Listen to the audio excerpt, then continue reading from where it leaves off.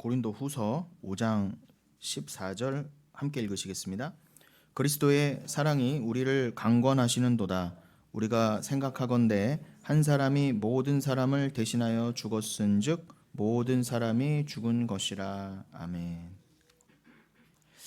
네, 지난주에 제가 이율 배반이라는 것을 언급했는데 제가 그 이후로 좀 더 고민해 봤어요. 이 이율 배반에 대해서. 학문이 많이 부족하고 철학적 기본 지식과 지능도 부족한 저이지만 그래서 순간 뇌에서 쥐가 나는 느낌도 있었지만 말 그대로 성령의 도움과 성경적 가치 판단 기준을 가지고 한번 사유해 보았습니다. 이율 배반은요, 서로 모순되어 양립할 수 없는 두 개의 명제다라고 말씀드렸습니다. 서로 모순되어서 양립할 수 없는 두 개의 명제인데 이 세상에서는 이율 배반적인 게 너무 많다는 거예요. 오죽하면 이율 배반이란 말이 있을까요? 이쪽도 나름의 논리가 있고 이쪽도 분명히 논리가 있어요. 그런데 두 개가 상충돼요. 모순이 돼요. 한쪽이 이루어지려면 한쪽이 부정돼야 되는데 이 세상에서는 그게 양립해서 존재하는 모습이 너무너무 많다는 거예요. 어떻게 보면 이 세상은 다 그 자체가 이율 배반이라 할 수 있습니다. 그 말은 결국 뭐겠어요? 여기는 여러분 모순덩어리라는 거예요. 한 가지 원리와 논리로 완성이 안 돼요. 그래서 늘 뭔가가 양립해요. 그러니 심지어 정치에서도 우파 좌파가 있잖아요. 우익과 좌익이 있어요. 근데 이게 절대로 하나 될 수 없어요. 양쪽 다 말이 맞아. 일견 다 말이 맞는데 한쪽을 이렇게 뭔가 이렇게 포용해서 설 수 없는 명제들이에요. 그래서 이렇게 죽어라 싸우는 거예요, 서로요.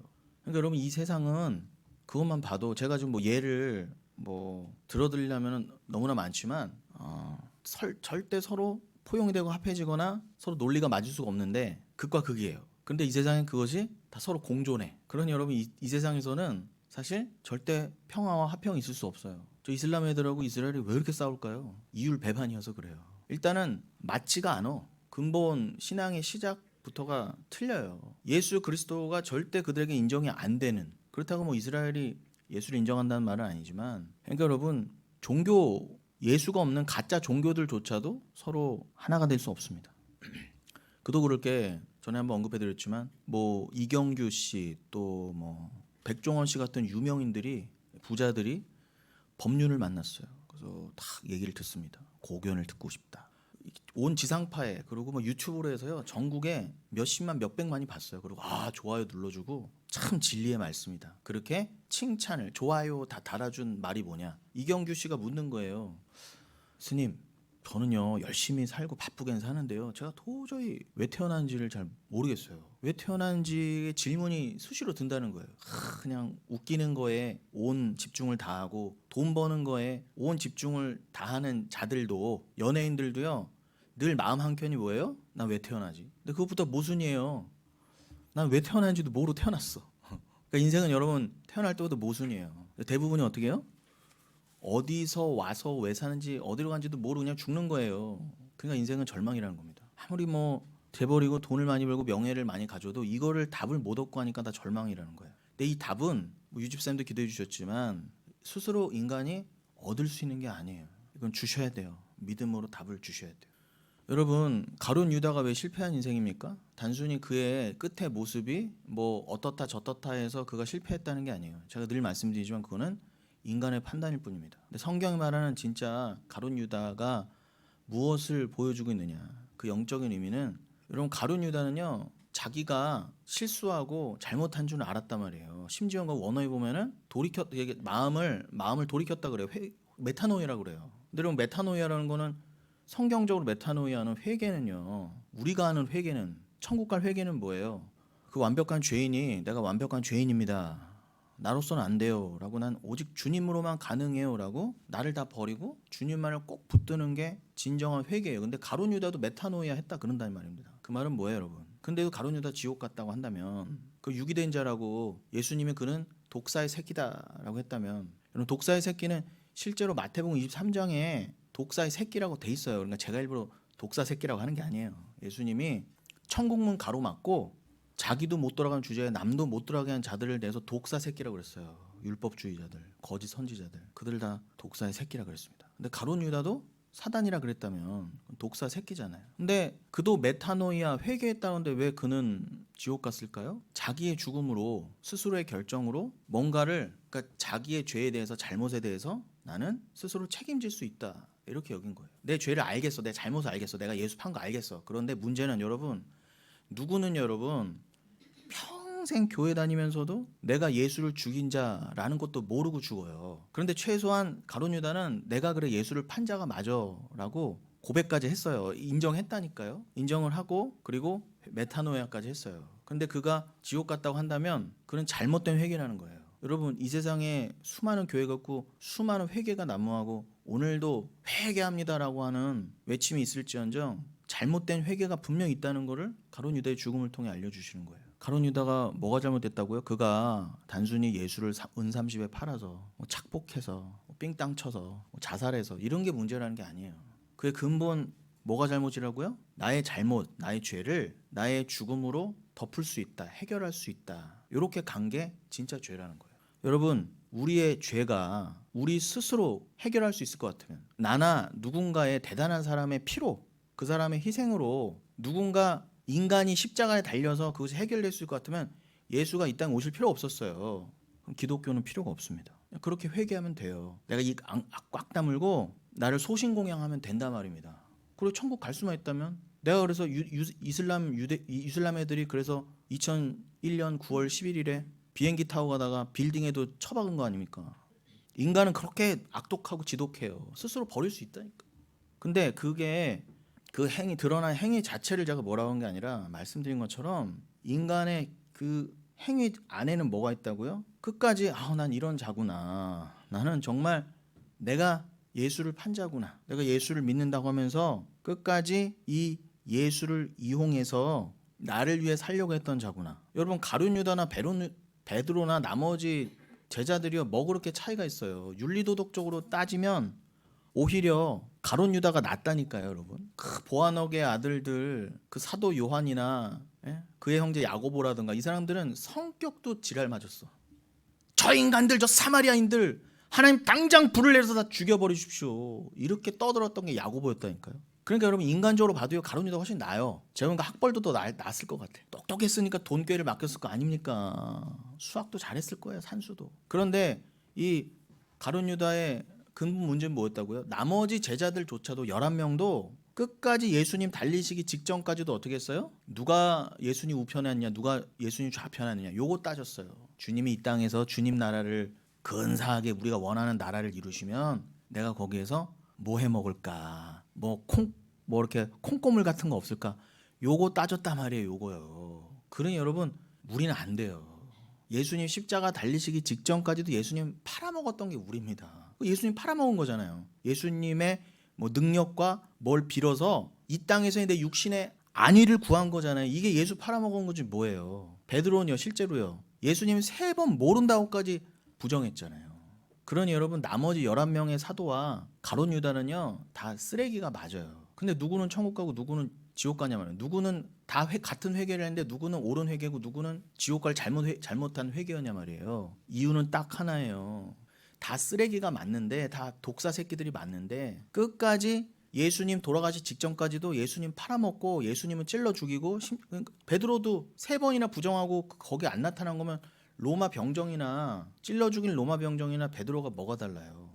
예수님 곧 돌아가시는데 제발 나와 함께 1시간만 깨어서 기도하자 하는데 아무도 그걸 못 알아먹고 다 뒤비 자고 있었다면, 여러분, 그게 우리잖아요. 그러니까 12이잖아요. 그래서 12은 교회의 숫자라고 그랬잖아요. 그러니까 교회, 너희의 모습이 그런 불가능이야를 보여주시는 거잖아요. 그러니까 여러분, 우리 스스로는 내가 좀 뭐 잘나서 난 베드로고, 너는 좀 못나서 가룟 유다고, 내가 좀 더 잘난 게 있고 공로가 있고 노력이 있고 내가 혈통이 있고 그래서 나는 천국 가는 거, 이거는 1도 없다는 거예요. 여러분, 하나도 없다는 거예요.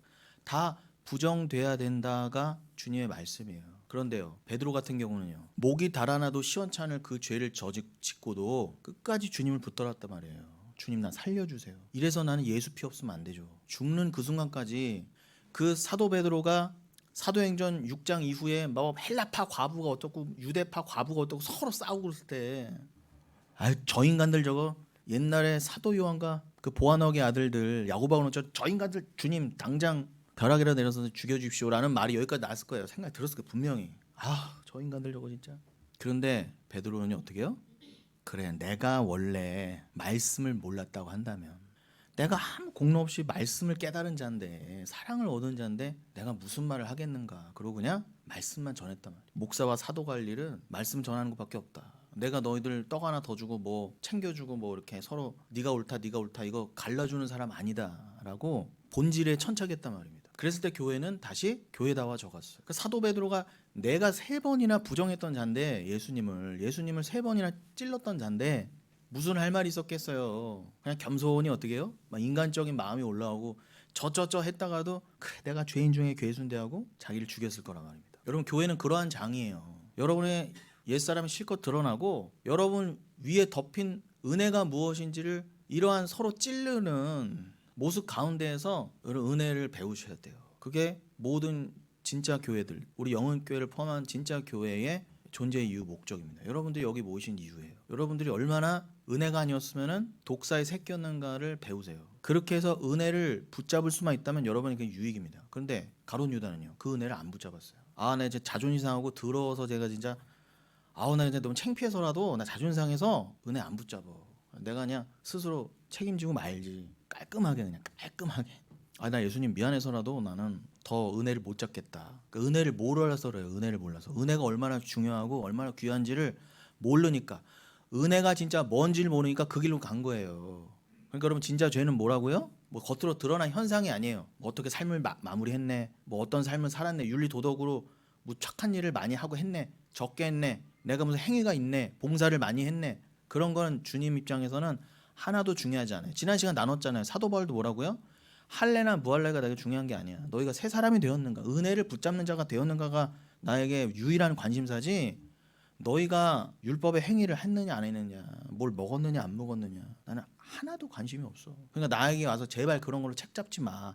제발 그런 걸 나에게 와서 뭐 판별하려고 해달지 마. 나는 너희들의 새 사람이 되는 것만 관심이 있어. 내 안에 예수의 심장을 가졌다. 내 안에 스티그마, 흔적이 있어. 그래 나 이상 나를 더 괴롭게 하지 마. 그랬던 거예요. 근데 가룟 유다는 처음엔 같은 사도였는데 본질이 달랐단 말이에요. 따지고 보면은 사도 바울이 더 나쁜 인간이에요. 예수 믿는 자들을 다 잡아 죽이러 다녔잖아요. 사도 바울은요.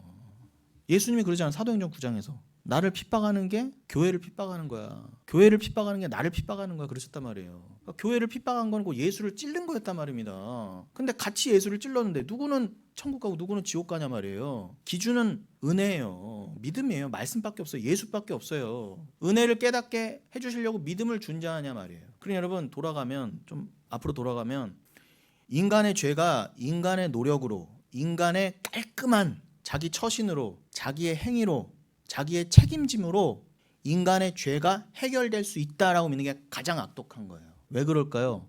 가룟 유다가 내가 지은 죄가 무엇인지를 정말 크게 깨달았으면, 내가 영원히 지옥 갈 수밖에 없는 죄인이었다는 걸 알았다고 한다면, 내 죄가 얼마나 큰지를 알았다고 한다면 그 잘난 입술로 내가 책임지고 말지 이랬을까요, 여러분? 못했단 말입니다. 근데 가룟 유다는 내가 그냥 책임지고 말어. 왜 그랬어요? 죄가 그렇게 안 커 보였어요. 내가 그냥 대충 해서 갚을 수 있을 것 같은데 요 마음이 들었단 말이에요. 그래서 제가 여러분 이렇게 오늘도 이 불편한 얘기를 하는 거예요. 진짜 죄를 모르면 여러분 은혜를 안 붙잡는 인간은요, 그 잘난 인간은요, 성령을 받지 않으면 절대 죄를 모르고요, 절대 은혜를 안 잡아요. 그럼 가룟 유다의 길로 다 가는 거예요. 나는 천수를 다 누리고 나는 목숨도 그렇게 안 했고요, 나는 평생 교회 잘 다녔는데요. 그런 말 하지 마세요. 제 앞에 제가 말씀드렸죠. 할례나 무할례나 중요한 게 아니라니까요. 새 사람이 되었느냐가 중요한 거예요, 여러분. 새 사람이 되었느냐가. 새 사람은 뭐라고요? 내가 정말 예수를 죽인 자구나. 내가 믿음이 있다면서도 끝까지 베드로와 나머지 제자들이 보인 그 연약함을 보인 자가 나구나. 내가 지금 예수님 십자가에 달려있는데도 불구하고, 요한복음 19장 그 밑에서까지 예수님 옷을 벗겨다가, 예수님 지금 우리 죄를 위해서 달려있는데 옷을 벗겨서 제비 뽑고 있어요. 그 우리 모습 아니에요? 예수님은 우리가 그 근본죄를 지금 위에서 달려 계시는 그 밑에 와갖고 철시 없어서 하지 말라고, 승영아. 안 할 수가 없어. 우리의 모습 아닙니까? 우리의 모습. 그렇게 우리의 잘못된 모습을 보여주는 말이 없어요. 가서 비나이다 제발. 예수는 우리를 위해 지금 피를 철철 흘리고 계시는데 딱 옷을 벗겨가면서 병 낫게 해달라고 그러고 부자 되게 만들어 해달라고. 우리 수준이 다 그래요. 그 모양 그 꼴이에요. 근데 우리는 무슨 은혜를 받아서 베드로의 길로, 사도 바울의 길로 가게 되냐 말이에요. 은혜를 깨달았거든요. 은혜를 깨달았던 게 뭐라고요? 영원한 은혜. 우리 영은교회처럼 영원한 은혜를 깨달았던 건 뭐예요? 나의 이 죄가 영원한 은혜로는, 그 피로는 갚을 길이 없는 죄를 지은 죄인이었구나를 아시라는 거예요. 그래야 영은이 되는 거예요. 이터널 그레이스. 교회 이름도 영원으로 져놓고는 도대체 이 교회에 모여서 영원한 은혜와 그 영원한 은혜가 은혜됨을 깨닫기 위해서는 우리가 도저히 내 피로는, 내 스스로는 내 죄를 해결할 수 없구나. 그러니 여러분, 인간의 죄는 절대 인간 스스로 해결할 수 없어요. 그러니까 예수가 오신 거예요. 그게 기독교예요. 그러니까 예수 십자가 달리신 거예요. 그걸 믿으시냐 말이에요. 예수 피 외에는 우리 죄가 해결될 수 없어요. 이게 진리잖아요. 근데 원래 이 세상에선 이 진리만이 통해야 돼요. 근데요, 세상은요, 누가 더 많아요? 가룟 유다가 더 많아요? 베드로가 더 많아요? 가룟 유다가 99.9%예요. 여긴 가라지 밭이. 근데 이게 양립하고 있어. 분명히 모순인데 하나님이 이 비진리로 완성됐어야 될, 가룟 유다로 완성됐어야 될 이 세상에 예수 십자가를 딱 박아 넣으신 거예요. 강권적으로. 하나님이 하늘에서 예수를 보내시지 않았다면 이 땅은 원래 비진리로 완성이었어요. 그런데 십자가가 서는 바람에, 그 십자가는 만세전에 선 십자가잖아요. 그 십자가 덕분에 이 세상은 이율 배반이 된 거예요. 그러니까 여러분은 그 십자가로 거듭난 자로인데 아직은 육신을 입고 이 땅의 가룟 유다적 가치관으로 돌아가는 이 세상을 보시면서 힘들어하시면서 부대끼시고 고난이잖아요. 난 분명히 저기가 보이고 예수가 진리고 십자가인데 왜 세상은 아니라고 그럴까? 오직 은혜인데 왜 세상은 아니라 할까? 이게 부딪히는 이율 배반을 제발 보시라 말입니다. 그러면 힘들어도 돼요. 그럼 힘들어도 위로가 되잖아요. 아니까, 이게 이 세상이 왜 이런지 아는 거니까 답도 알잖아요. 근데요, 법륜 같은 인간도 답을 몰라요. 근데 그 앞에 가서 유명한 연예인들 다 가서 턱받치고 스님 진리가 뭡니까? 이 지랄하고 있어요. 법륜이 뭐라고 하는지 아세요? 고상하게 천사 같은 얼굴을 뭐라고 했다고요? 질문이 잘못됐어요. 왜 태어나는지를 묻지 마세요. 순서가 잘못됐어요. 태어났으니까 이유를 물으세요. 이러는 거예요. 이따위 말을 해요. 참 좋은 말 같죠? 그럴싸해요. 이게 진짜 진리 같아요. 왜 태어나는지는 답을 몰라 우리가. 그러니까 거기에 창념하지 말고 일단 태어났잖아. 이거 어떡하라고. 누가 준 생명인지 모르겠는데 일단 태어났잖아. 그러니까 지금부터 이유를 찾으라는 거야. 네 삶의 이유를, 원인을 찾아라. 그러면 필연적으로 그 불교에서 말하는 그 인생의 목적을 찾아가려면 어떻게 가야 돼요? 내가 스스로 인생의 방향을 설정하고 내가 스스로 진리를 찾아가야 돼요. 내가 스스로 삶의 방향과 삶의 이유와 목적을 만들어가야 된단 말이에요. 진짜 이유와 목적은 하나님께만 있는데 하나님도 모르는 주제에, 하나님을 모르고는 절대 내 인생의 이유와 내가 왜 태어났는가, 왜 사나, 어디로 간지 모르는 주제에, 눈이 꽉 막혀있는 주제에 맹인이 찾는데 길을 찾는데, 그러고 나서 법륜 같은 사람들이 알려주면은 맹인이 인도한 대로 그냥 따라가서 그래 이게 길이지 하다가 다 지옥 빠지는 거예요. 걸어다 2,000마리 돼지떼처럼. 여러분 그 말이 맞아요? 당신이 이미 태어났으니까 이제부터 이유를 찾아라 하면은 뭐에 관점을 둔 거예요? 뭐에 중요성을, 무게중심을 둔 거예요? 인간에게 둔 거잖아요. 네가 답을 찾을 수 있다. 네가 스스로 개척하는 게 인생이야. 네가 어떻게 하느냐 여하에 따라서 네 인생 극락인지 지옥인지 네가 결정하는 거야. 구원을 인간에게 넘겼어요. 구원의 주권을요. 그래서 그 잘나 보이는 법륜도 사단이란 말입니다. 제 말은요. 전 담대히 말할 수 있어요. 우리 교회가 유명하지도 않고 뭐 유튜브가 퍼지지도 않지만 제가 1,000만 구독자를 갖고 있어도 전 이 말을 한단 말입니다. 왜요? 진리니까. 목이 달아나도 할 거예요. 맞잖아요, 여러분. 우리가 그냥 이유 없이 태어나서 그냥 막 살아가는 게 맞아요, 여러분? 처음에도 말씀인 것처럼 우리는 주님이 여기에 보내셨어요. 왜 태어난지를 안단 말입니다. 누가 이 인생을 주셨는지 알아요. 그래서 원래 그걸 모르고 태어났는데, 눈이 가려서 태어났는데 주님의 은혜로 눈이 열려서 나는 오직 은혜, 그 극소수의 사도들과 주의 종들이 외치고 가고 붙들고 전하고 갔던 그 은혜만을 위해 살고 은혜만을 붙들고 살다가 영원한 은혜로 들어가는 것, 그게 인생이지. 하나님만의 영광을 위해서 그 십자가라고 하는 하나님의 영광만을 드러내는 게 영원한 사랑, 니들의 말도 안 되는 그 영원한 지옥의 당연한 그 죄를 덮으신 하나님의 은혜와 사랑을 그냥 여러분의 인생을 통해 드러내는 게 이유와 목적이에요. 그걸 위해서 여러분 보내셨다고요. 여러분을 죄인으로 만드신 다음에. 여러분이 죄인으로 태어나야 죄를 알죠. 은혜를 알 거 아닙니까? 내가 만세전에 어떤 구원의 은혜를 받았는가. 그게 인생의 목적이에요. 여러분이 뭐 어떻게 사세요? 무슨 직업을 갖고 있느냐? 결혼을 했냐 안 했냐? 이거는 할래냐 무할래냐 그거 따지는 거라니까요. 그건 기독교의 목적과 기독교가 말하는 바가 아니에요. 여러분이 지금 어떤 삶을 살고 계시더라도 비굴한 삶, 부족한 삶, 비천한 삶을 사신다 하더라도 그래도 욥보다는 안 떨어지셨잖아요. 설령 욥과 같은 삶을 사신다 할지라도 하박국의 고백처럼 나는 구원의 하나님을 기뻐하겠습니다. 나는 아무것도 없어 괜찮아요. 다윗이 뭐라고 했다고 시편 51편에서요. 다 잃을 수 있을 때 밧세바와 간음하고 나서 그 통간한 쪽 남편까지도 살인 교사하고 나서 어떻게 해요? 그 죄가 다 드러났어요. 나의 재산, 나의 명예 다 뺏길 판이에요. 근데 다윗은 왜 살았어요? 자기 스스로 뭔가를 책임져서 살아난 게 아니에요. 물론 다윗이 그 죄가 드러나고 나서 나는 하나님께 용서받았으니까 나는 괜찮아 이랬을까요? 분명히 밧세바 데려다가 위로도 해주고 분명히 우리아 집에다가 적당한 보상을 충분히 해줬을 거예요. 돈으로도 해주고 가서 잘못했습니다 용서도 빌고 무릎도 꿇었을 거란 말입니다.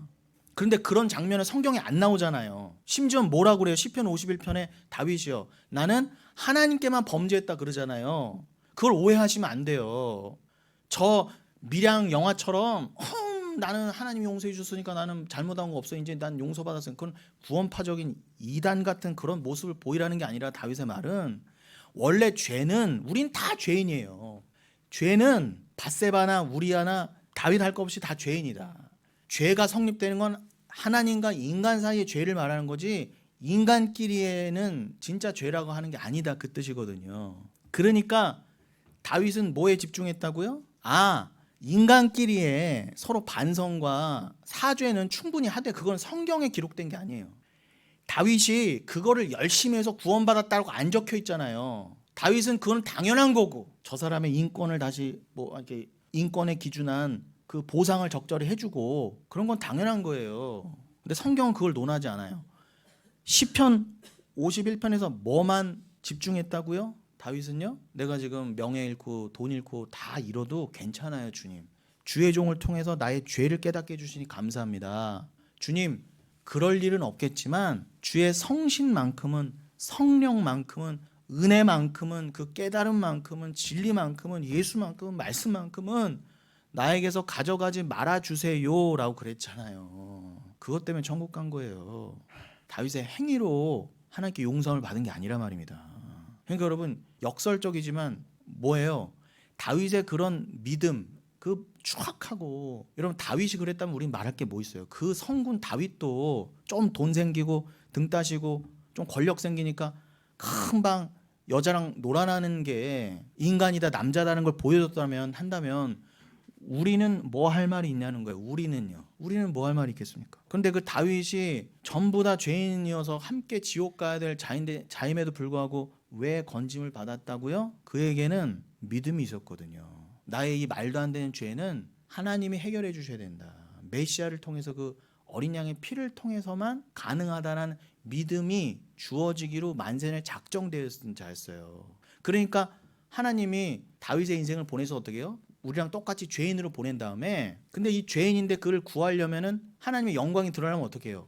이렇게 말도 안 되는 더러운 죄인인데 나의 은혜로 구원받은 거야 라고 드러내려면요 참혹한 죄 가운데 다윗을 두셨다가 다윗 안에 숨겨두셨던 그러니까 다윗은 몰랐지만 내가 이것 때문에 구원받은구나 라는 게 결정적일 때 드러나야 되잖아요. 그 드러나게 하시려고 다윗을 그런 말도 안 되는 죄를 허락하신 거예요. 그러니까 여러분의 상황도 그래서 허락된 거예요. 뭐 때문에? 다윗이 고백한 그 고백하라고 여러분에게 지금 상황이 주어진 거예요. 여러분 다윗의 시편 51편과 하나님이 다윗을 오직 은혜로 구원하신 걸 믿으시죠? 그럼 여러분도 다윗이잖아요. 그러니까 여러분들도 다양한 다윗의 모습이 나온다니까요. 수시로 죄가 드러나고 여러분의 수시로 지금 연약함이 드러날 때 하나만 기억하세요. 여러분 안에 그런데도 믿음이 믿어지고 주님이 나를 만세전에 구원하셨다. 주님 나 다 가져가도 괜찮아요. 근데 내게 주신 성령만큼은 가져가지 마세요 라는 고백이 나온다면 그 주님이 하신 일이에요. 그거 드러내라고 여러분을 이렇게 오늘도 굴리시는 거예요. 믿으시기 바랍니다. 근데 이게 싫다고 집어치시면 되겠어요? 아유 싫어요 라고 여러분이 마음대로 인생을 설정하시면 되겠냐고. 하나님 그렇게 살라고 하셨는데. 그게 우리가 믿는 개혁신앙이에요. 그런데 이거를 인정이 안 되니까 법륜 같은 인간도 뭐예요? 아이고 은혜가 뭐예요? 그런 거 없어요. 그냥 본인이 스스로 책임져. 가능해. 할 수 있어. 할 수 있다. 할 수 있다는 거예요. 해보자. 해라는 거예요. 네가 스스로 구원 받을 수 있어. 네가 스스로 구원을 찾아봐. 가서 기도도 하고 밤새 금식도 하고. 불교에서도 하는 일 아닙니까? 걔네들은요 인적이 끊긴 저기 정막 강산에 들어가서까지 해요. 우리처럼 저 뭐 유명한 기도원에 가서도 안 해요. 다 인간관계 끊고 암자에 들어가서 한다니까요. 그런데도 천국을 못 간다면 우리는 무슨 가능성이 있어요, 여러분? 아무런 소망이 없잖아요. 그러한 자들도 세상 인연 다 끊고 말 한마디 안 하고 무건수행하면서 몇십 년을 자기 성찰과 수행만 하도 가도 지옥 간다고 한다면, 근데 왜 법륜 같은 사람은 그 방법을, 불가능한 방법을 왜 유튜브를 통해서도 말해주냐 말이에요. 그러니까 여기는 이율배반이에요. 너 그렇게 살아. 스스로 열심히 수행하고 너가 너를 책임져봐. 억만겁의 시간이 지나면, 윤회해서 억만겁의 시간이 지나면 뭐 어떤 때는 인간으로 태어났다, 어떤 때는 개새끼로 태어났다, 어떤 때는 뭐 벌레 새끼로 태어났다, 어떤 때는 독살 새끼로 태어났다가도 윤회 몇 천만 몇만 번 하고 나면 스스로 언젠가 열반을 하겠지. 이렇게 가르친다니까. 그게 좋으시면 글로 가세요. 좋으면 글로 가십시오. 제가 너무 답답해서 그래요. 근데 여기에 확 맞대. 왜 맞다고 그래요? 백종원도 맞다고 했으니까. 이경규도 맞다고 했으니까. 누가 그래요? 누가? 성경에 누가 그래요? 그 예수님이 맞다고 그랬다고. 그러니까 여러분 제발 우리 정신을 차리라는 의미로 제가 이율배반을 말씀드린 거예요. 여러분 이 이율배반은 임마누엘 칸트에 의해서 널리 쓰이게 된 용어입니다. 그 순수 이성 비판이라는 책에서 처음 썼죠. 유명한 저작이 있지 않습니까? 그래서 이율배반이라는 말을 칸트가 처음 썼어요.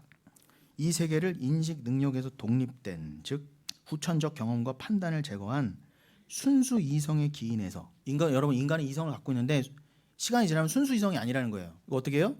인간은 인생을 살면서 나이를 먹으면 편견과 선입견에 갇히고 후천적인 경험으로 자꾸 인생을 그렇게 보잖아요. 야, 인생은 이런 거야. 내가 살아보니까 인생은 이런 거야 라고 자꾸 후천적인 판단이 들어간단 말이에요. 그걸 제거해야 된다 그랬어요. 칸트조차도. 그 순수이성이다.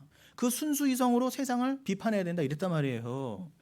근데 그렇게 스스로 가능한 인간이 있어요, 없어요? 없단 말입니다. 근데 칸트는 안 되는 줄 알면서 인생의 문제를 해결해야 되니까, 이 인생이 뭐고 도대체 왜 주어졌고 어떻게 살아야 되는지를 자기는 고민해 봤거든. 근데 이건 예수가 아니면 답을 못 얻는데 어떻게든 이 말 잘하는 철학자들이 나름의 답을 내보는 거예요. 분명히 인생은 답이 없다. 비관론으로 인생은 비극이다로 다 점철되는 거 알면서도 나름 답을 내놓는데 이게 다 말도 안 되는 답들인 거예요. 법륜처럼. 예수라고 하는 유일한 답을 빼놓고 무슨 답을 찾습니까? 예수님 안에서만 내 인생의 이유와 목적이 나오는데. 그러니까 근데 칸트 말도 맞는 게 예수로는 답을 못 얻었을지언정 문제 제기는 제대로 했단 말이에요. 인간은 절대로 순수 이성을 가질 수 없어. 그러니 인간은 어떻게 해요? 반드시 모순을 가질 수밖에 없다는 거예요. 자, 이 세계를 인식 능력에서 독립된, 즉 순수 이성에 기인하여서 완결적 전체로서 받아들일 수 있을 때 그 인간의 이성은 필연적으로 이율배반에 빠진다 그랬어요. 제가 이 칸트의 이 말을 성경적으로 환원해서 말씀드리면, 인간은 옛 자아가 형성된 이 보이는 세상의 가치 판단 체계의 허상을 성령으로 깨닫는 거죠. 아, 여긴 가짜구나. 야, 여기는 다 법륜 말이 맞다고 다 칭찬해주는 곳이 맞구나. 다 인간의 행위를 조장시켜주고 다 가룟유다처럼 살으라고 이렇게 막 등 떠밀어주는 게 이 세상이 맞구나가 오직 성령에 의해서만 눈이 열리게 돼 있어요. 그래서 여기는 허상이다라는 것을 깨달아 세상의 가치가 제거되고 십자가의 원리가 장착된 말 그대로의 진짜, 이게말로 순수 이성이죠. 성경적인 순수 이성은 뭐라고 할 수 있겠어요? 그러니까 제가 표현해 본 거지만 나와 죄의 실체를 깨달은 이성. 우리가 지금 여러분, 제가 지금 감정으로 말하고 있어요. 칼날 같은 이성으로 여러분에게 말씀드리고 있잖아요. 제가 랄랄라 뚜뚜뚜 랄랄라 뚜뚜뚜 이러고 있습니까? 정확한 한국어로 전하고 있잖아요. 그건 이건 굉장히 이성적인 거잖아요. 근데 제가 이성적인과 동시에 어떤 순수 이성을 말하고 있어요. 이 지금 오감과 이성이 살아있는 채로 예수를 말하고 있잖아요. 진리를 말하고 있잖아요. 그러니까 이건 말 그대로 순수이성이라는 거예요. 근데 제가 하는 게 아니라는 겁니다. 나와 죄의 실체를 깨달은 이성, 이 형 이하 세계의 실체와 실존을 깨달은 이성. 한마디로 여긴 가짜구나. 여기는 살라쪄 버리는구나. 여긴 다 멸망된다는 주의 말씀이 믿어져. 종말이 믿어져. 그게 여러분 에바당 된 거예요. 눈이 열리고 귀가 열려서 보게 된 자. 그가 진짜 순수이성을 갖게 된 자예요. 이건 칸트가 한 말이 아니라 성경에서 한 말인데 제가 칸트의 표현을 빌려서 해본 것뿐이에요. 그때 성도는 반드시 참 이율 배반을 깨닫게 돼 있습니다. 즉 이 세상과 하나님 나라는 절대 양립할 수 없으며 타협될 수도 없는 물과 기름과 같은 것임을 깨달아 영원하지 않은 이 물질 세계가 비진리고 가짜이므로 성경의 예언에 따라 종말의 완성의 때에 허물어지고 사라지고 멸망할 것이라는 말씀이 믿어지게 된다는 것입니다. 칸트가 살아생전에 그리스도인이었는지는 모르겠지만 뭐 인터넷 찾아보면 그의 종교가 기독교였다 개신교였다라고 돼 있어요. 그리고 이름도 오죽하면 부모님이 임마누엘이라고 지었을까. 그런데 저는 제가 그를 만나봐서 얘기도 한마디 안 나눠봤는데 그 사람이 천국 같다 지옥 같다 함부로 말할 수는 없지만 근데 그게 지금 중요한 게 아니라 그러니까 그걸 저한테 물어보지 마시고 칸트가 천국 갔어요 지옥 갔어요 이런 거 물어보지 마시고 성령을 받은 사람이 칸트가 성령을 받은 사람이 아니었다 할지라도 그런 철학자조차도 희미하게나마 깨달은 것은 이 세상엔 분명히 모순인데 함께 양립하여 동거하는 것처럼 존재하는 이 세상의 회의를 느꼈다는 거예요. 여기는 모순인데 이거 뭐 분명히 답이 있어야 되는데 여러분 그렇게 깊은 회의감과 함께 고민을 좀 해보신 적 있으세요? 죄와 한계에 갇힌 인간이 순수 이성을 스스로 갖는다는 것 자체가 모순이라고 할 수 있습니다. 근데 답답하니까 칸트가 순수 이성을 말해 본 거예요. 할 수만 있다면 안 된다니까 인간. 성령이요 도움 없이. 요즘 서점 가면 쇼펜하우어 책이 엄청 인기예요. 마흔에 읽는 쇼펜하우어 뭐 이런 거 고대 철학가 교수가 뭐 만들어내고 하는데 간단히 말씀드리면은 쇼펜하우어도 독일 쪽 사람들 결국 뭐예요? 인생은 비극이라는 거예요. 고통이다 이건 불행이야. 아니 인간이 늙어가고 병들고 이런 것만 봐도 뭘 먹을까 이런 것만 해도 고통이야. 그런데 뭔가 답을 줘야 되거든. 뭔가 위로를 줘야 되거든요. 그래도 일말에 뭔가 있잖아요. 죽어가는 사람한테 지금 암으로 죽어가는데 몰핀이라도 줘서 잠깐 병은 못 고치는 주제에 잠깐 뭐라도 사탕 하나 주고 몰핀 하나 줘서 어떻게 해요? 행복하다라고 느껴지게라도 해주고라도 싶은 거예요. 철학자들이. 근본 답을 모르니까 그들도 어떻게 해요? 인생이 뭘까 하고 다 지옥 들어갔단 말입니다. 근데 쇼펜하우어도 인생이 불행이라는 건 분명히 봤어요. 근데 그걸 가지고 예수께 못 나갔다는 게 문제란 말입니다. 어떻게 인생은 불행이 맞는데 어떻게 그러면은 위로를 얻을 수 있을까? 행복을 얻을 수 있을 것인가? 그리고 자기 나름대로 말을 막 해봤어요. 쇼펜하우어가. 근데 그거를 예수도 없는 답인데도 잘못된 답인데도 온 나라가 힘드니까 국민들이 그 쇼펜하우어 말도 안 되는 책이라도 붙잡고 그 말도 안 되는 법률 앞에서 가서라도 뭐라도 붙잡고 싶은 거예요. 인간들이요. 위로를 받고 싶은 거예요. 근데 교회는 그런 헛된 위로를 주면 안 된단 말입니다. 너는 왜 죄인이고 그래서 예수의 피가 부어졌잖아를 말하려면은 교회에서 더 여러분의 인생이 왜 지금 이러한 상황인지 왜 이 세계는 이렇게 돌아가는지를 말해줘야 된단 말입니다. 여러분 그 쇼펜하우어는 뭐라고 말했다고요? 결국 어줍지 않게 뭐라고 말했느냐?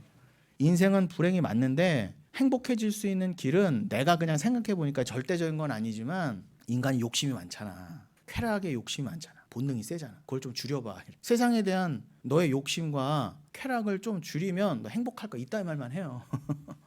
여러분 가능해요? 여러분 정말 그렇게 해서 행복이 얻어져요? 제가 보기엔 반대예요. 오히려 드글드글. 어떻게 인간이 쾌락과 나는 이렇게 이루고 싶은데 나는 이렇게 이루고 싶은 삶이 있어. 이만큼 돈을 벌고 싶고 올라가고 싶은 자리가 있어. 근데 이렇게 못 올라가는 나 때문에 불행하다는 거야 인생은요. 쇼펜하우어 보기를. 의견 맞죠. 그러니까 어떻게 하라는 거예요? 요거를 좀 낮추라는 거예요. 요거를 좀 이렇게 낮춰라. 그래서 그냥 만족해. 요게 행복이라는 거예요. 여러분 그거에 여러분 온 인생을 걸 수 있으세요? 저는 못 걸어요. 저는 그 지옥 갈 철학에 못 겁니다. 저의 인생을. 그래서 우리에겐 복음이 필요한 거예요.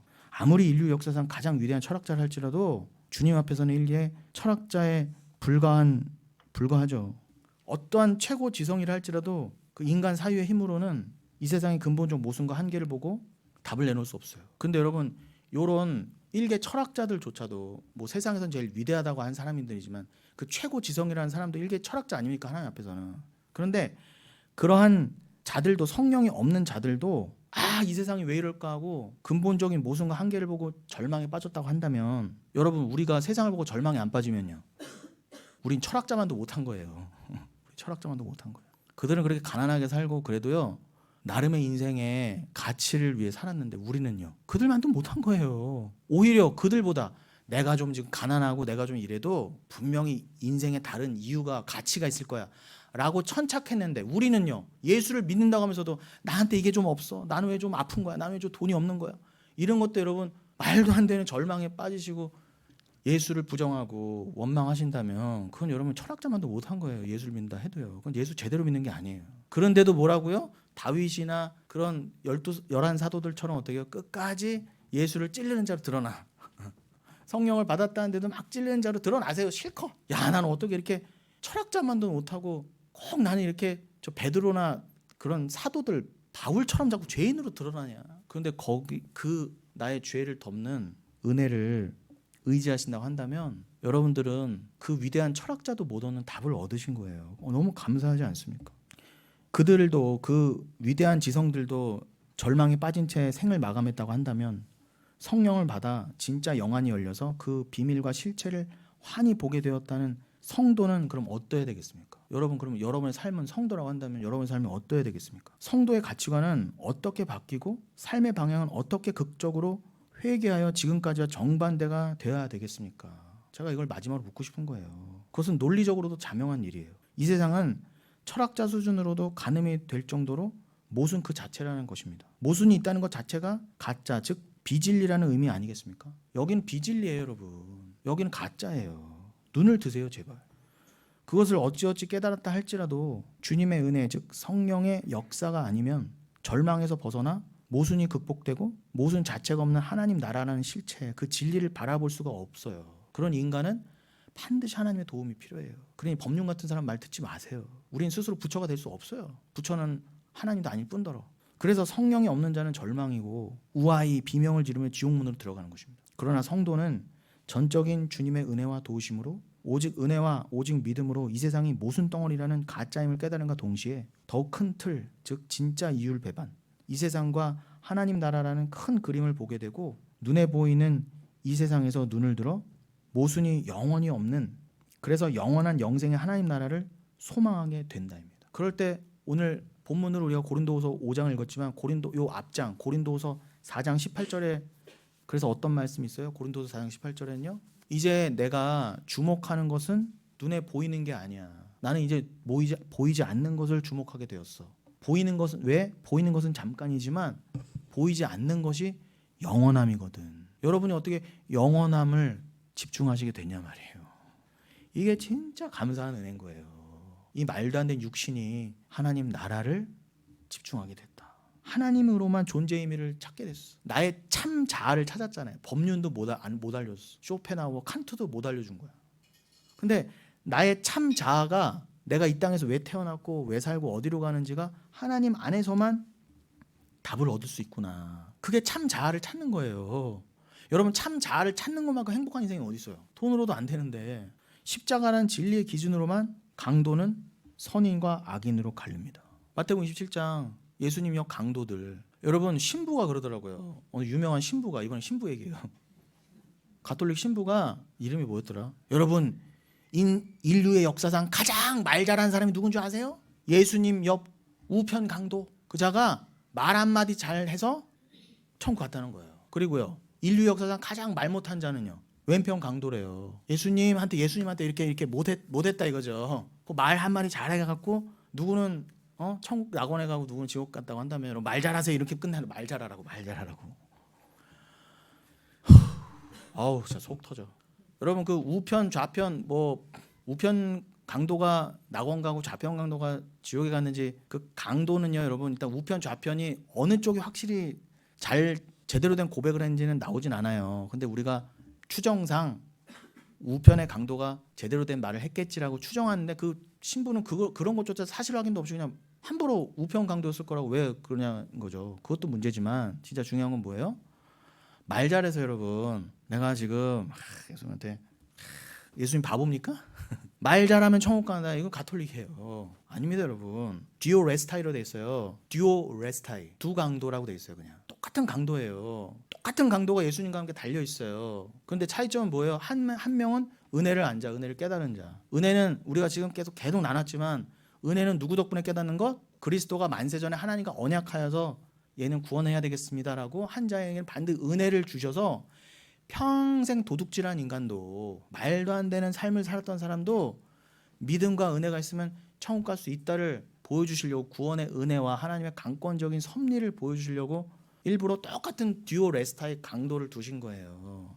그런데 그 강도는 여러분 뭐 인간의 기준으로 말 잘한 걸로 가지고 내지는 넌 좀 큰 거 훔쳤으니까 나쁜 도둑, 넌 좀 작은 거 훔쳤으니까 작은 도둑 이런 걸로 해서 나눠지는 게 아니라 그건 인간 측의 기준인 거고 하나님이 너는 선한 사람이야 너는 악한 사람이야 하나님이 나눠주셔야 진짜 기준인 거잖아요. 왜요?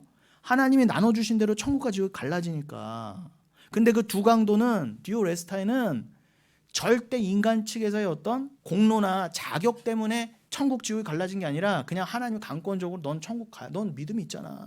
넌 지금 은혜를 붙잡았잖아. 그럼 넌 선한 자. 너는 아무리 잘나고 덜 훔친 놈이고 좀 착한 부분이 있어도 너에게 그냥 인간적인 자존심만 있고 예수를 안 붙잡아. 그럼 너는 악인이야 이렇게 된 거예요. 여러분 이걸 믿으세요.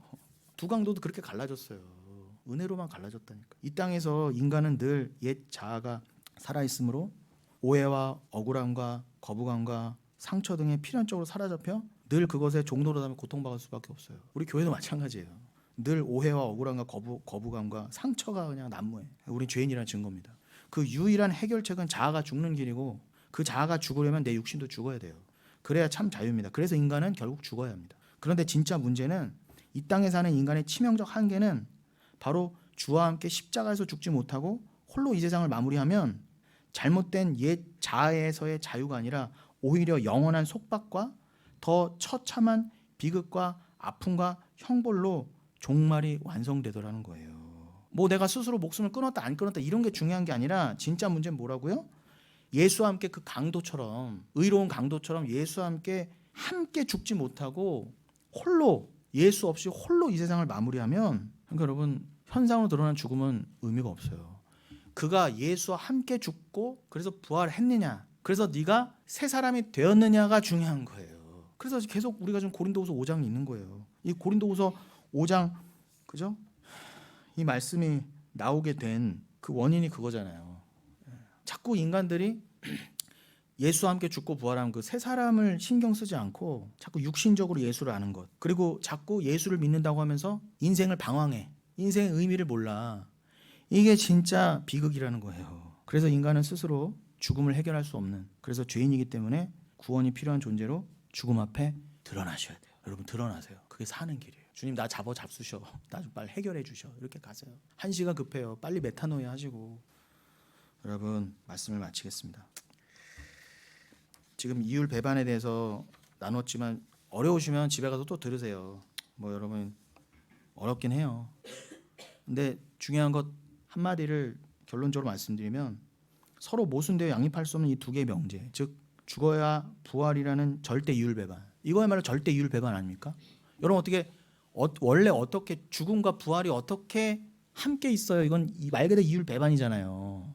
어떻게 죽음과 부활이 함께 양립을 해요? 이건 원래 인간 세상에서 말이 안 되는 거였다니까 여러분.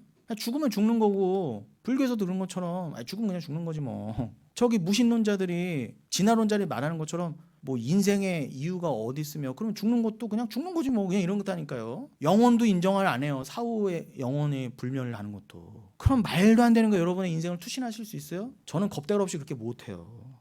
그런데 어떻게 이 절대로 인간 세상에서는 해결할 수 없는 죽음과 부활의 문제가 이 절대 이율 배반이 어떻게 예수 안에서 해결이 되냐 말이에요. 이걸 해결해 주시려고 우리에게 십자가를 허락하셨다는 거예요. 그러니까 이 죽음과 부활이라는 절대 이율 배반은요. 십자가와 예수님의 은혜와 사랑 안에서만 해결되는 거예요. 여러분 공의는 공의대로 갑니다. 여러분 죄 스스로 안 돼요. 여러분 영원한 지옥으로도 여우라면 죄는 해결이 안 돼. 죄가 없어지지 않아요. 근데 거기에 사랑이 부어졌단 말입니다. 그러니까 여러분의 어마어마한 죄를 유일하게 덮을 수 있는 사랑이 있지 않았다면 이 이율 배반은 해결되지 않아요. 그러니 십자가를 믿으시라는 거예요. 진리는 그 십자가에서만 온전히 드러나고 충족될 수가 있어요. 여러분, 오늘 본문 5장 14절, 그러므로 그리스도의 사랑이 우리를 강권하시는도다. 제가 지금 강권하고 있잖아요, 여러분. 강권하다가 여기 시네코로 돼 있어요. 시네코의 원뜻이 뭐냐? 양 어깨를 붙잡고 막 쥐어 흔드는 것 같은 그런 강권이에요. 십자가를 믿으세요, 요 정도가 아니에요. 정말 마음을 다해서 제발 십자가를 붙드세요. 여러분, 그리스도의 사랑이 여러분을 지금 흔들고 있습니까? 흔들려지지 않으면 여러분 답이 없어요.